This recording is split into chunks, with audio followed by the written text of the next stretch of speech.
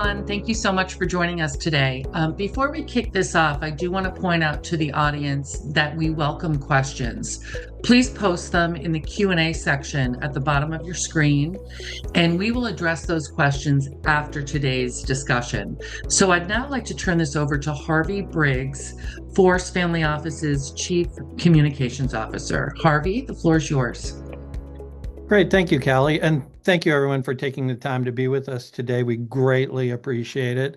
Right now in the world, three big things are changing the way business is done.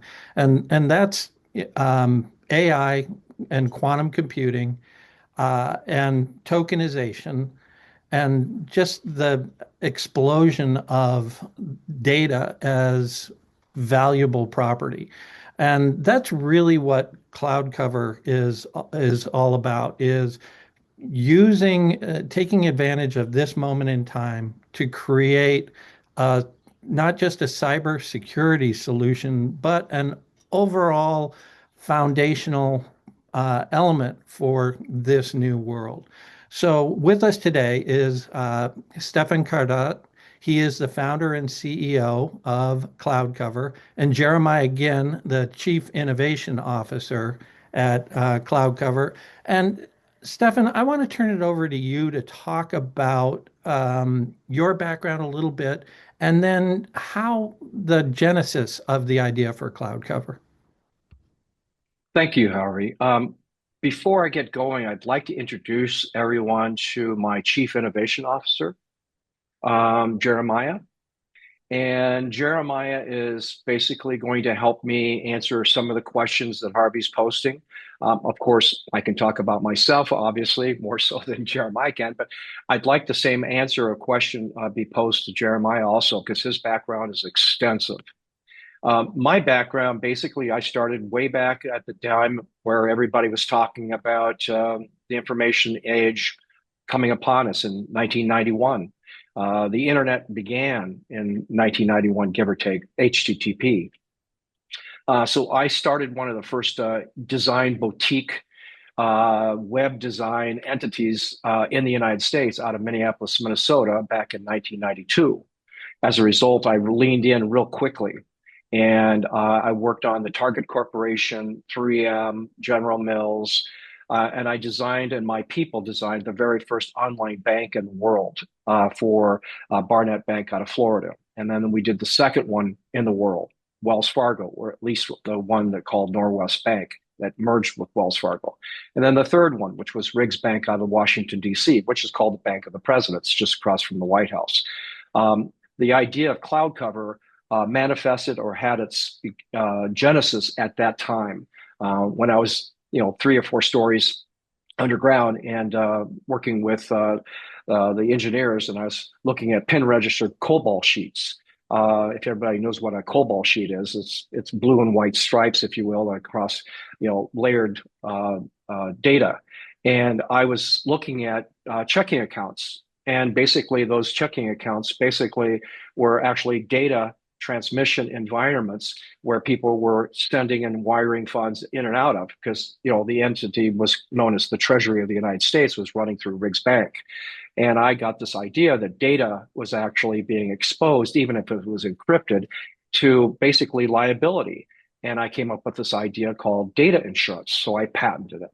And the genesis of this idea began in 1999 as a result. And ever since then, it's been a 20-year, 21, 22-year slog trying to actually move the goalposts through the infrastructure called data itself in motion. And so data in motion basically became the, I guess I'd call it the goal of being able to protect that information in real time, utilizing, i.e. the systems and methods of blockchain, AI, risk scoring, and monitoring the network traffic at the packet level. So with that said, here we are, and we're basically at this time getting ready to insert ourselves into a major infrastructure play with a number of very significant organizations and sovereign communities around the world. Great. Jeremiah, you want to take a minute and introduce yourself and tell the folks about your background? Sure. I've got kind of a wild and crazy background. So the easiest way to understand a lot of what I've done was I originally served in military special operations with the 2nd Ranger Battalion in the Army, and did crazy things like take airports back away from terrorists that chose to take them inappropriately. And then I did learned how to resupply an entire army through logistics in time of war. And then that was kind of boring, so I went to psychological warfare, and so I served in psychological warfare for a little bit. But getting out of the army because I had too many injuries to be useful, I ended up at a little company called National Cash Register, or NCR, and a couple of the really old guys took some interest in me. They'd been there 42 years. They were doing R&D on 8-way Unix processing, early days of that, 1997.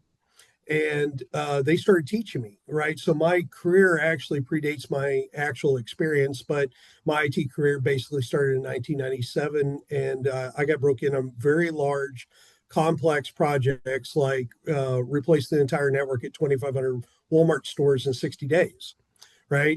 Installing 16,000 switches at 3,400 Walmart stores in 120 days. So that's how they broke me in to the world, doing some of those crazy projects. But what I'll point out to you is that in 1997 is when I was introduced to trend analysis and machine learning, right? So essentially, I was introduced to this idea that we could predict hardware failure, we could predict power supply failure, we could predict maintenance costs, and then we applied that to reducing truck rolls to repair Walmart stores. And then we rolled that to other customers like Bank of America, 25,000 locations, that sort of thing. So I got involved in that and then read probably, my favorite book on AI, which was written in the 60s, and learned about AI that started in 1943. And so throughout my career, I've done a number of these deals where we just generally called it automation or network automation or service automation, that sort of thing. But I've worked with a couple major products. Like one was a competitor to IBM Watson called Amelia.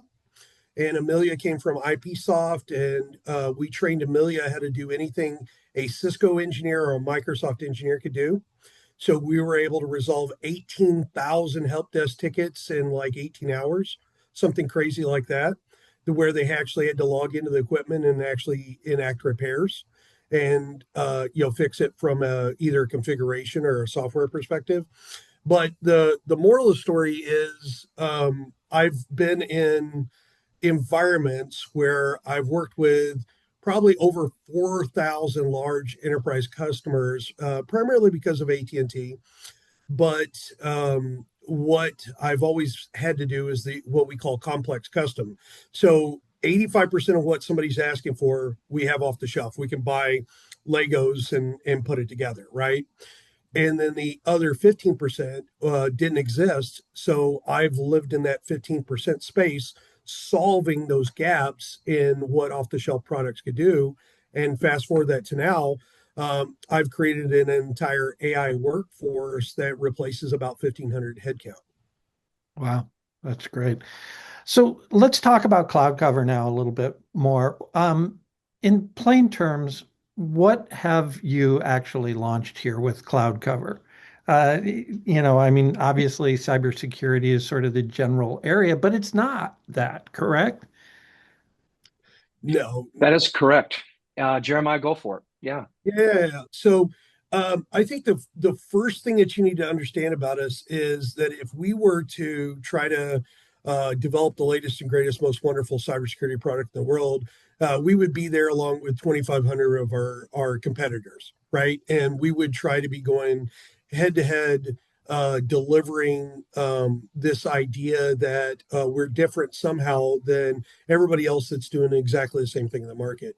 So that in itself doesn't have any value. Where we fit in is we complement what's been deployed out there. We're essentially inspecting every packet along with a firewall, But our purpose is more like when we talk about insurance models today, that if you think about your car insurance, if you download an app to your phone and it monitors your safe driving habits, you can get a discount on your car insurance. Well, if you download our app to your network, put it beside your firewall to where we have good visibility, what we're going to do is we're going to validate the efficacy of your cybersecurity team, see if they're actually doing their job. And then we're going to be able to point out threats that the traditional firewall wouldn't see, and then we're going to be able to tell the firewall about it. We're going to work in conjunction with intrusion detection and prevention systems, and we're going to tell the firewall where it hurts, so the firewall can take action and mitigate it. We have the ability to mitigate it, but we find that most large enterprises are more comfortable if their firewall does that.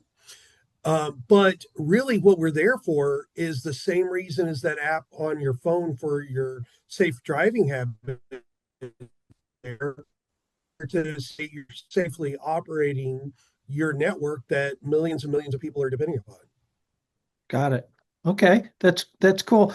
And this is really driven by what's going on with tokenization too, correct? I mean, it's integrated with that. So essentially you imagine our visibility mechanism is some sort of a flow. Okay. So like if you take a cryptocurrency, or a blockchain or a kind of a tokenized environment, it is going to operate autonomously and it's going to do its thing. But the way that we use it or utilize it is we have to have an onboard or off-board type, it could be an API or it could be some sort of flow that connects a banking system, a traditional banking system, to that cryptocurrency. And so to be able to get there, you have to flow between point A and point Z, and you need an inspection point there.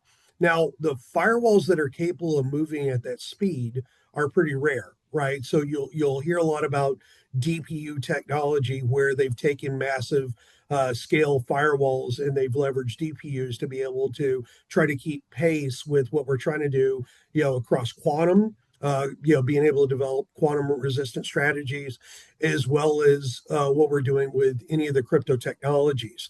So you have to have an inspection point, you have to have an enforcement point, and we're able to be that as it goes over. And we're also able to log every action we take to an immutable ledger. So it participates with that token environment where we're authenticating there, we're validating something belongs there, and then we're creating a log of good and bad actions that are being taken. So by creating this, you've created an asset that has insurable value, right? Yeah, Yes. DVUs. So talk about how this is different than from traditional cyber insurance or other insurtech platforms that are out there now. Yeah, so traditional cyber insurance, and I'm sure there's people who are going to take exception with this analogy, but to me, it's basically the 1760s all over again, right? So, and I do mean hundreds of years ago. So the idea is the way that actuarial models are created for cyber risk are the same way that we were doing when corporations were originally created for shipping ventures out of Europe around the world. And they said, okay, well, we'll insure this trip, but it's a limited liability just for that cargo, just for that ship, just for that crew. And now what we're going to do is we're going to track the successful delivery based on the captain, based on the type of ship, that sort of thing.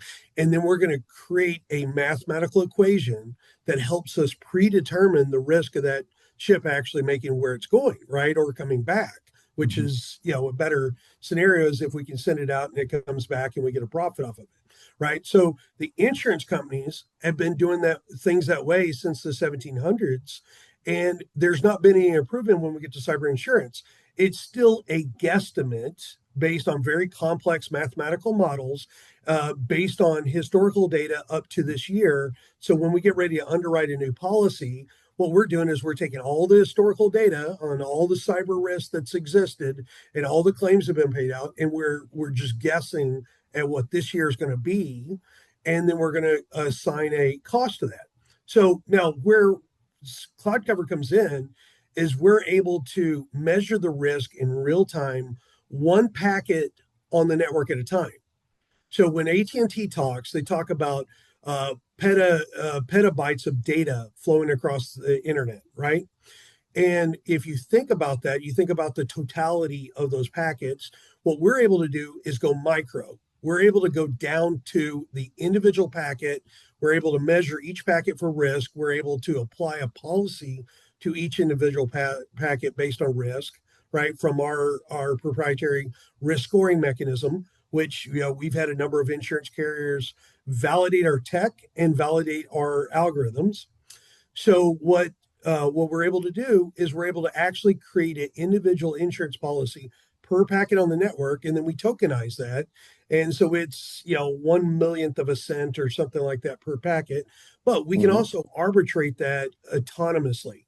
So essentially what happens is we're underwriting packets based on the risk, we're insuring them, and we are adjudicating claims based on any sort of inappropriate validation of those, right? So like if there's a failure of a packet that we've insured, we're going to pay that claim, and we're going to pay that claim in real time, and it's all fractions of a cent, right? So if you have 1,000,000 packets go and we're paying 1/1,000,000th of a cent per packet or something like that, then now we're at a cent for the total claim for that particular network session, right? And I know I'm getting kind of excessively technical here. I'm just trying to give you an idea of how maybe over the top elaborate we've been to make sure that we're right. Right. And so how do you work within then the actual system of cyber insurance? Because you're not replacing cyber insurers, correct? No, we can. That's a goal we have in the future, but that requires us to capitalize at a level that allows us to go ahead and start our own policy. And we believe that we can probably do a better job of that than most insurance companies. But what we're doing is we're working with the reinsurance companies. We're working with, some of the tier one lines carriers to be able to help them predict their risk above and beyond what their actuaries come up with. We have our own actuary, right? And we're verifying that we're calculating the risk correctly, and then we're testing it, right? And we're validating that we're correct on the way we're doing that. Now, what that in turn comes out for, that Fortune 500 company that is paying for cyber risk insurance, they could save 70% of what they're paying on their insurance based on their cyber safety scoring and what their insurance company values that as. Right. So like you said, like those plug-in devices or whatever for your car insurance, it collects actual data and says, we're going to insure you based on that data. You are collecting actual data and on these corporations, and then the insurance companies are going, we're going to insure you based on the data collected by every second by CloudCover. If you're on the highway in a car, you want safe drivers around you. Right. If you're conducting business in this economy, you want safe operators of those businesses that are parallel to you on the internet, right? Because one person gets hit, it's not that one person that gets hurt, right? That Everyone one person connected. gets hit causes a ripple effect around the industry, right? Exactly. So we want safe operators, that are patching their firewalls, that are keeping all their antivirus current and up to date. And then that's what we're inspecting, and that's what we're helping the insurance company evaluate. Yeah. And can I add something too, Harvey? Yeah. The fact that what we're doing is going to actually be able to identify incrementally the value of that data on an operational so-called OpEx basis. Okay, so right now that's not being done at all. And so by identifying that data as a valuable intangible asset, not just on a liability basis, but on a property value basis, that value called a DVU, it's called a digital valued unit, is able to possibly be ledgered onto a corporation's balance sheet on the OpEx side and be able to increase the value of the corporation by 10 to 15 times. Mm. And so when you talk about a data economy, which we're obviously immersed in, and no one's actually tracking the data on its value basis, data is basically no longer, or currently right now, it's just unrecognized value until it's actually a merger and acquisition, goodwill. Right. We're talking about it, doing it in real time. And so the corporation and the customer and the downstream supply chain are all able to enjoy the potential underwriting value of the data that they're transmitting on behalf of the end game or the end goal, i.e., transmission of valuable information that needs to be identified. So there's a lot of, oh, sorry, go ahead. No, just let me share real quick. On the digital value units, you can analogize that as like artwork on your wall at work, right? So if you have artwork in your corporate office, right, that has a value, right? Mhm. And that value can end up on your balance sheet as an asset. And that's exactly what Stephen's talking about with the digital value unit is now we've taken an intangible data in flight and the value of the data, just like we monetize big data, right? And now it's a tradable security, right? It's a bankable security. So I'm Coca-Cola and I'm sending data all over the place to bottling plants and shipping companies and things like that. Every piece of data that gets transferred, that now has a value. Potentially, Okay. with our protocol in And place. so talk about the technology behind that and what you've created that makes this possible and how it's different from anything else that's out there today. Well, I'll start with this. We're using conventional cybersecurity methods and systems, if you will, monitoring, and basically watching data at the packet level. That's been going on ever since the early days of some of the engineering systems and method back in the early 90s and 80s. So we're just watching data at the TCP/IP level, packets flowing across the network, egress, ingress. Now, when you get down to the reality of what that is possible with that capability, monitoring, we actually make decisions. We mitigate the risk, i.e., we stop the potential of a data breach when we see an anomaly that we don't like, we don't appreciate. And if the firewall that we are or the firewall we're tapped onto, either or, we can basically instruct stop that traffic or neutralize that particular transaction or transmission, or allow it to go on its merry way. In either case, when we're talking about data monitoring and data intrusion detection and data intrusion prevention, that is primarily the foundational capability of our system. What we do is we stack on top of that. And on top of that is basically the ability to actually transfer that risk through a micro insuring policy that is patented. Great. So then we talked about this a little bit, but are you competing with the insurance companies like AIG, Chubb, those guys? Nope. We are complementing them potentially.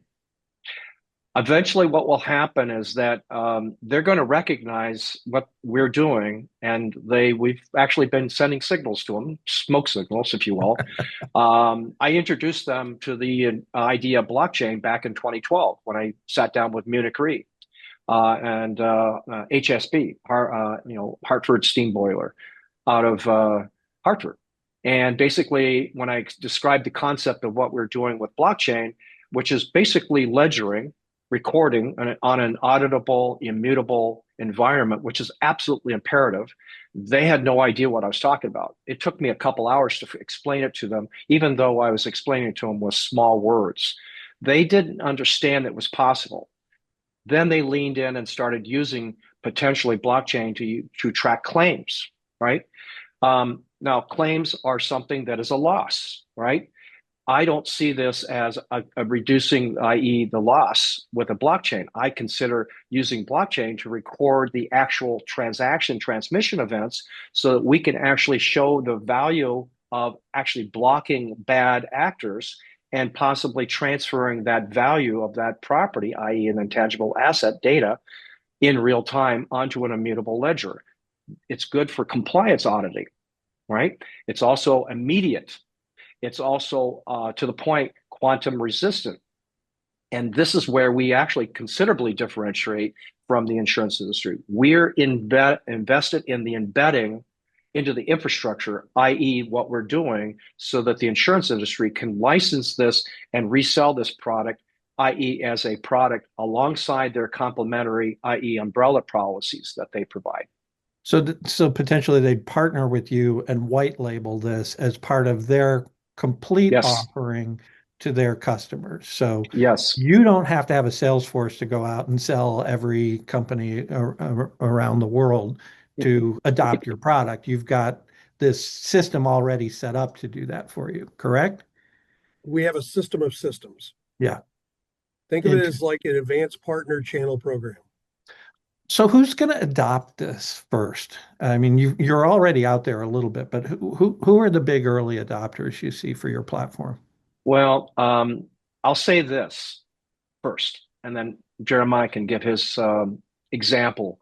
When we first explained this idea, when I first introduced this idea, I first patented this idea, I was told that it was not even patentable. You can't patent insurance. Well, that's ridiculous. You can. And I was the first insurance patent in 1999. Now, several patents later, we've done several variations or derivatives of that patent, different versions of it using blockchain and so forth. The next question that I would ask myself or ask you to ask me is that the differentiation of what we're accomplishing here is what industry or what environment or infrastructure are we going to solve for? The entire industry of data economy is basically missing and has not actually solved the problem of embedding or in a concept of immunology. We haven't immuned the internet. There's no way to stop, if you will, the security and protection of data on an infrastructure basis. We believe we are going to be that potential, i.e. infrastructure standard in the near future. It's a system issue, and it's taken a long time to get people to think this way. Yeah, as opposed to just a product that gets bolted on to somebody. It's a complete layer in the system. Correct. Got it. So then what are the things that it's really going to take to drive adoption moving forward? And what are the biggest challenges you're facing here in the near term? Jeremiah, you want to take this one? Sure. So I want to bridge this question and the last question with three concepts. The first concept is service insertion. The idea around service insertion is we want to be a ubiquitous layer, like you were just talking about, that goes in and has a protocol that is being leveraged by managed service providers, cybersecurity companies, insurance companies, telecom industry, and that sort of thing. And to that end, what we've done is we believe in kind of eating your own dog food or drinking your own champagne, whichever version of that you like. And what we've done is we've got the same problems as every other startup, but our approach is to take a skunkworks idea or a skunkworks approach to solving each one of those problems. So essentially, what we've done is we've built a kind of a army of agents using OpenClaw. We're using, like in the last 3 weeks, we've tested well over 100 different branded AI products. And we've built an AI first ecosystem to be able to run our company on AI. And then we're going to basically bring the humans back in to complement, to act as concierge, customer service, and kind of a bridge to humans that are a little concerned about jumping in with both feet into AI, But our actual operations of our entire company is going to be running on a AI agency, and we've created 73 agents that all have personalities, job descriptions, extensive training. They all have like PhD level backgrounds. Going through 8 weeks of extreme training to be able to learn how to do any of those corporate functions. And then our approach is to leverage that where we've got 155 companies we're working with to form agencies to where we'll do an agent model, not to be confused with an AI agent. The agency model is just like a sales rep type model.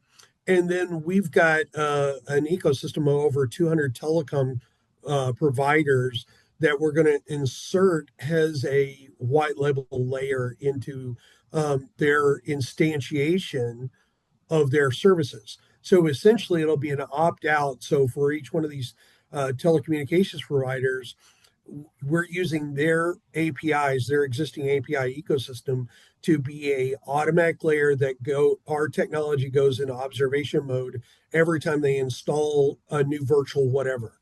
Right? If they install a virtual firewall or virtual router, we're going to be there as an adjacent layer to support that and to be able to give them a predictive score. Now, we won't be enforcing or insuring without the bolt-on sell, but we will be inserted to where we can have the bolt-on sell, and then we would sell it through a partner or agent model to be able to do that. So does all that make sense? Yeah, it does. You're there, and then you're almost upgraded Yes. when people Yep. want to take advantage of Right. all the services you can provide with that. And you've built this infrastructure that feels very capital light compared to a traditional insurance model, which is driven by human agents and things like that, Right. where you now have AI agents who can drive a lot of that direct interaction with customers, correct? Yes. Let me give you a number real quick to take away from here. Yeah.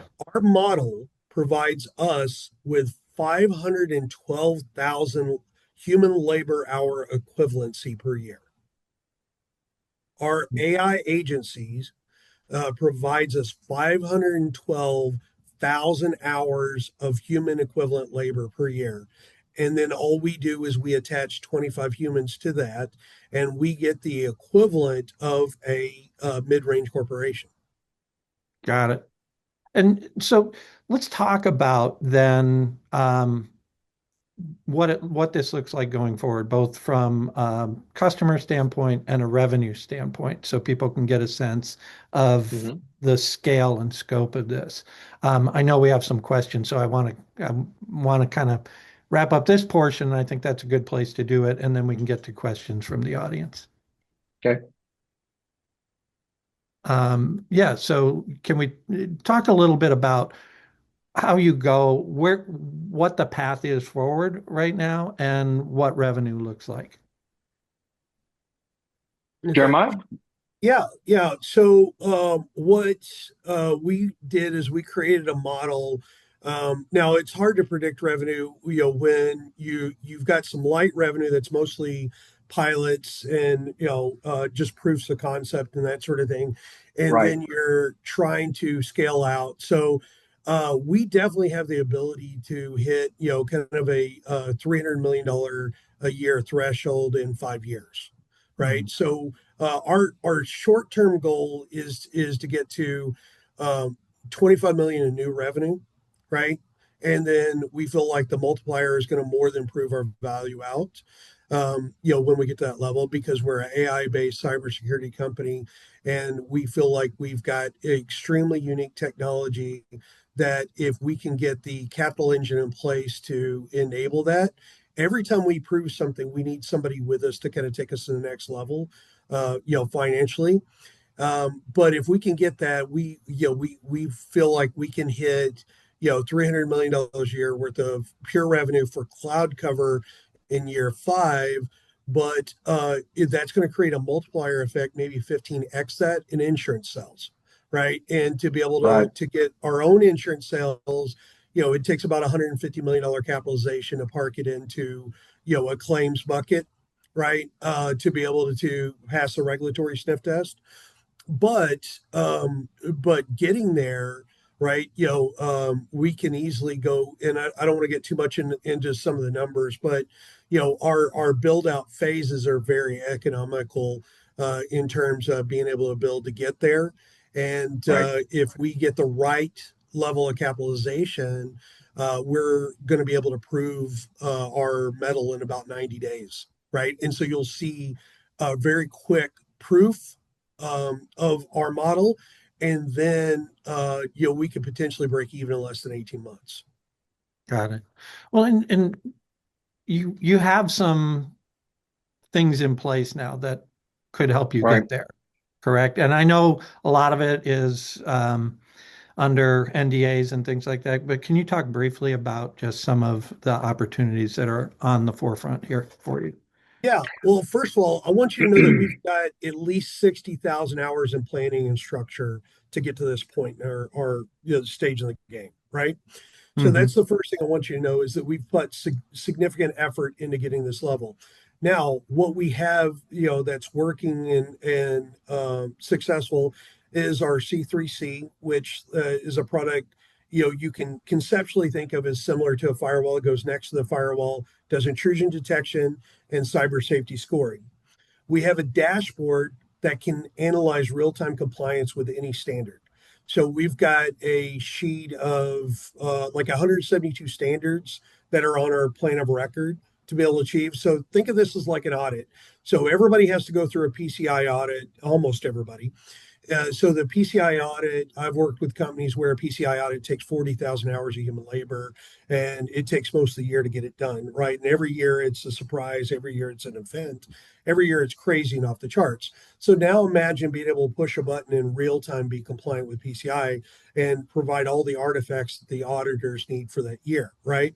So by taking the scoring mechanisms that they're going to use throughout the whole year, and by putting that into our machine learning model, what we're able to do is we're able to give you a real-time dashboard meter on that compliance, right? So it basically tells you, if you're in compliance, out of compliance, what you've got to do to remediate. And so now you can remediate in real time.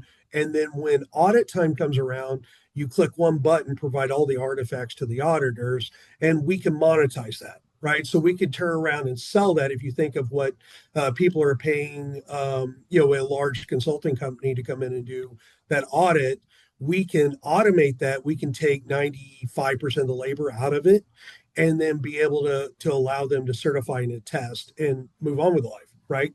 So we can sell that in a real-time fashion with the way that Steven's algorithms work. He's got 22 amazing algorithms that are the heart of our success. Now, in the last couple of weeks, we've talked to people about helping with a decentralized banking system for a country. We've met with people who created sovereign cryptocurrency. We've met with people, and we've talked about emergency response systems. We've met with people and worked on like AI as a service, right? And we've already built all the tech that's required to do that, and we've tested it. Like, if you look at the work that Steven's done with blockchain, you look at the work that Steven's done with the digital value units, all of that stuff is shelf ready to go. That it just needs to, to have a little bit of cloud infrastructure built out to support it in day two. Great.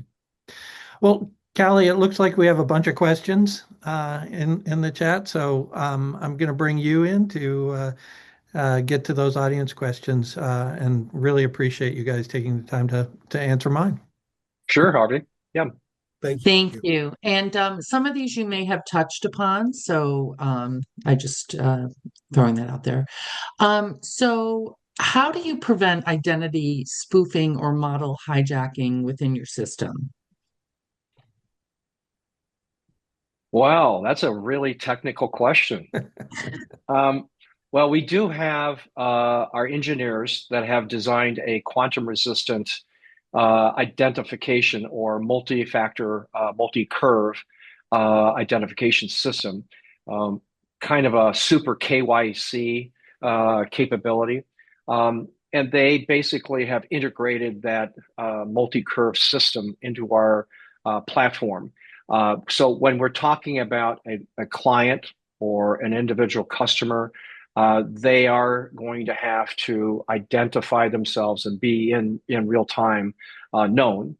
And then everything on their network is actually not only identified on a per transmission basis, but is uniquely SHA-256 hashed onto an immutable ledger in real time at the packet level. So it's constant and in real time. And again, it's quantum safe, quantum resistant, because of the way we basically have divulged we've broken apart, if you will, the connectivity between what's actually in real time and actually what's being registered and recorded onto the blockchain. Thank you. Are you positioning CloudCover as a replacement for IDS, IPS, or as an overlay? As an overlay, as a complement. Thank you. Okay. Well, I mean, there is a little bit more. We're going to enhance it. We're going to tremendously improve upon it. Let's put it that way. Have you already paid or modeled claims, and what do those scenarios look like?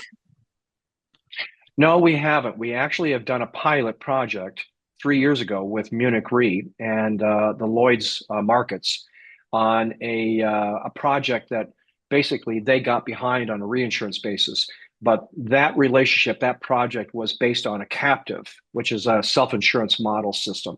We were building out ideas of captives for large enterprise companies like, a telco, for example, or a 3M, for example, or a major corporation would not engage conventional insurance in our model. We would engage them with a self-insurance model where they would be able to actually engage and create an insurance company called a captive, and then that entity basically collects premium and pays out claims just like an insurance company, but would also get access to the reinsurance market just like a conventional insurance company. Now, the Chubbs of the world, the AIGs of the world, they also play in the captive insurance world also. They have it as a product off to the side. They don't usually try to sell it as the primary product. They try to sell the retail product that's currently on their so-called front line. We're going to make the captive a frontline product and make it more and more a necessary engagement. Now, it's not imperative because our technology can come in and just complement their firewall, and they can be just simply laid in as a conventional analytics solution, us.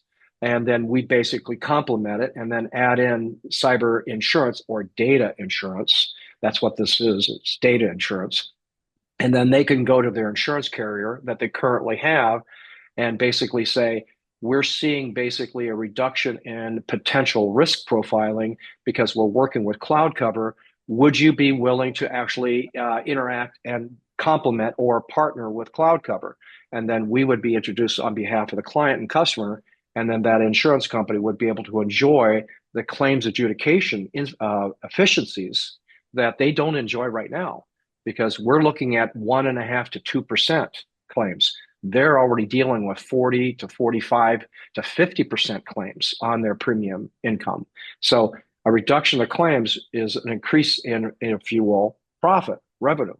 So once we share that in that particular pathway, it would solve that introduction problem to the insurance industry. But we will go to the insurance companies and say, hey, gentlemen, this is how it's going to eventually be done in the world of data. And you can work with us, or you can actually be introduced to us later by your client customer downstream. How much data volume throughput packets per second can your platform handle today? And what happens to performance and cost as you scale? Well, Can I take this one, Jeremiah? Yeah.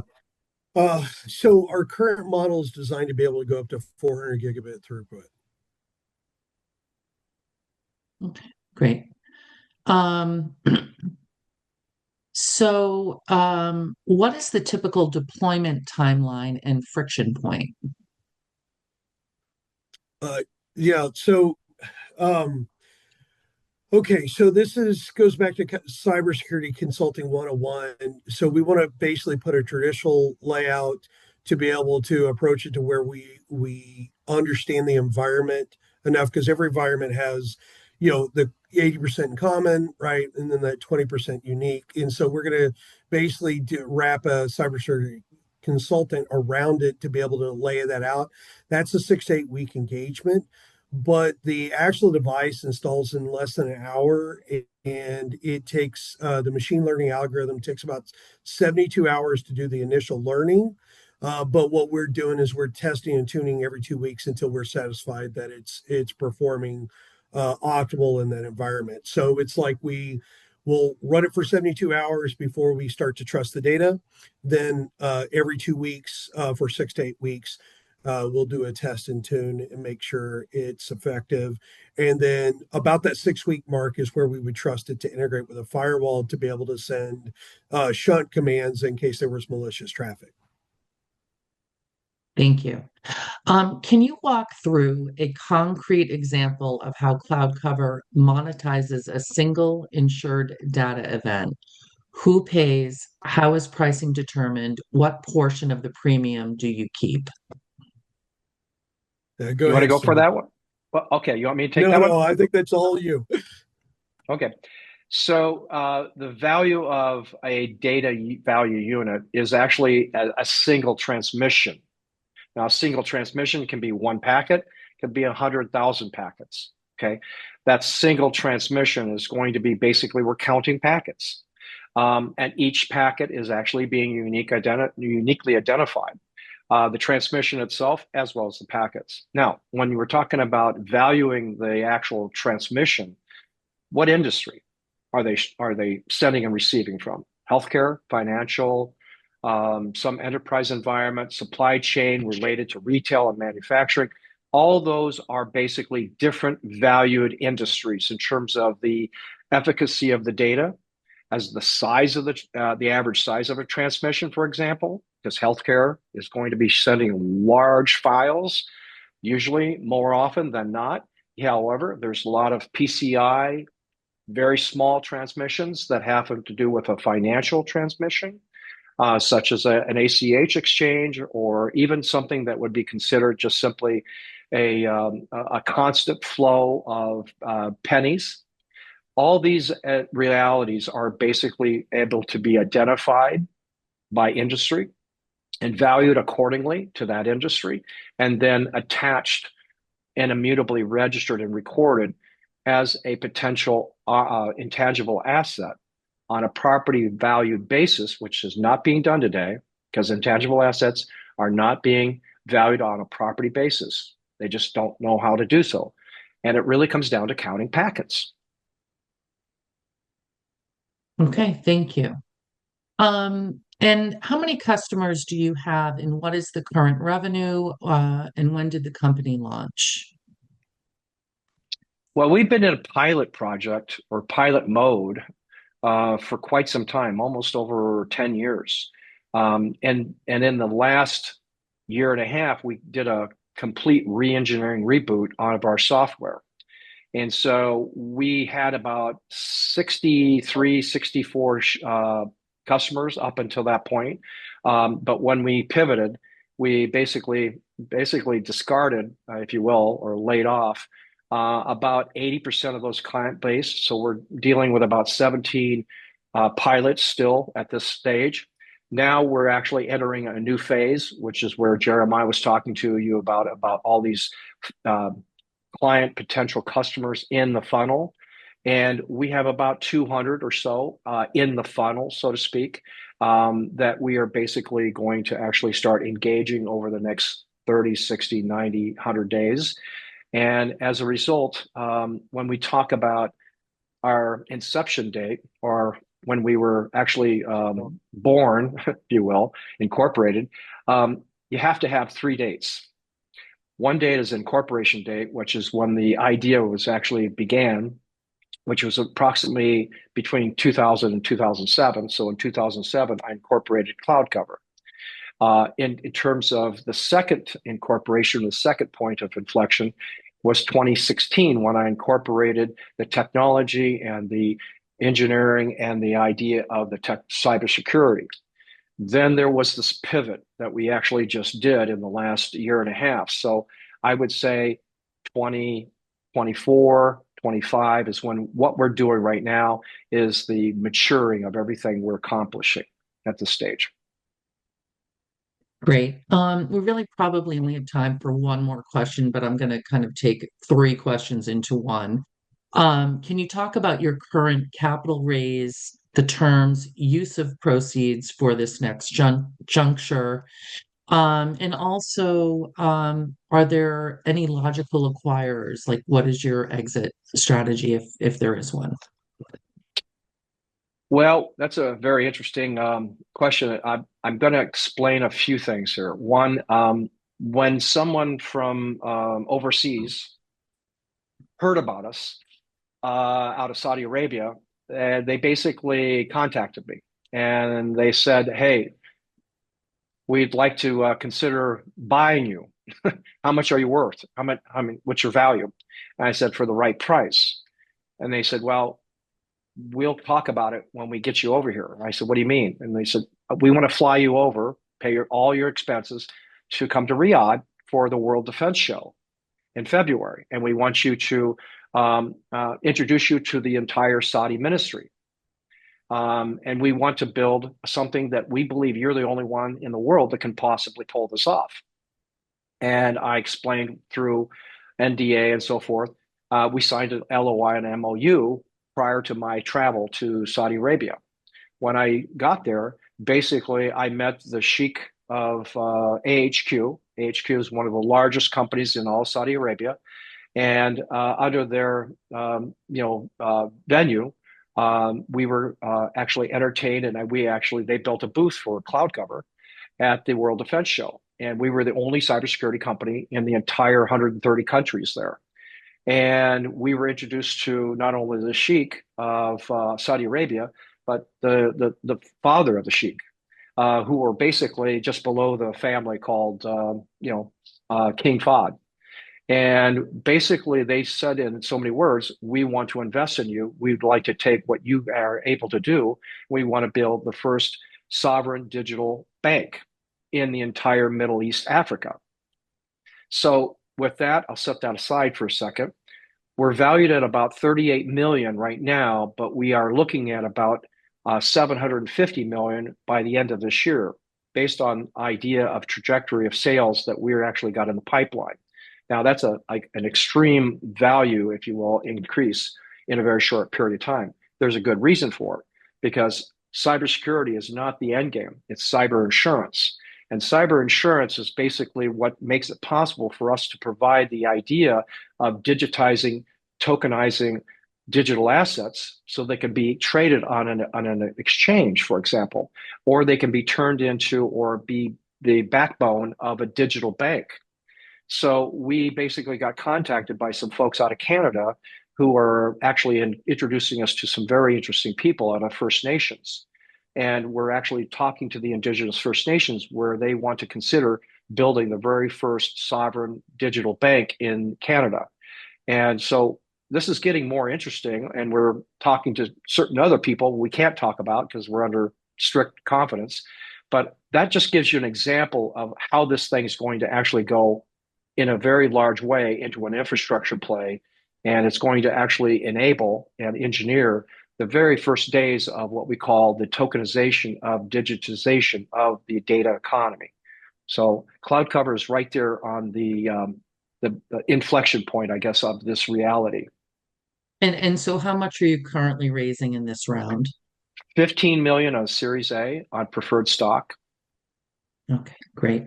And the HQ has already done a soft raise of the hand to consider taking about 5 to 10 million of that. Great, thank you. Well, we are going to have to wrap up, but for those that have additional questions or want to dive deeper, everyone out there has my email address. I'm happy to facilitate an introduction to the team.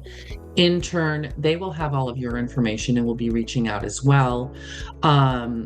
I do want to turn it back over to you, Stefan, for any final words before we close out. Well, I appreciate everyone to give us a chance to introduce Jeremiah, who's very, very engaged and very new to the team. However, Jeremiah and I have known each other for going on 8 to 7 years, give or take.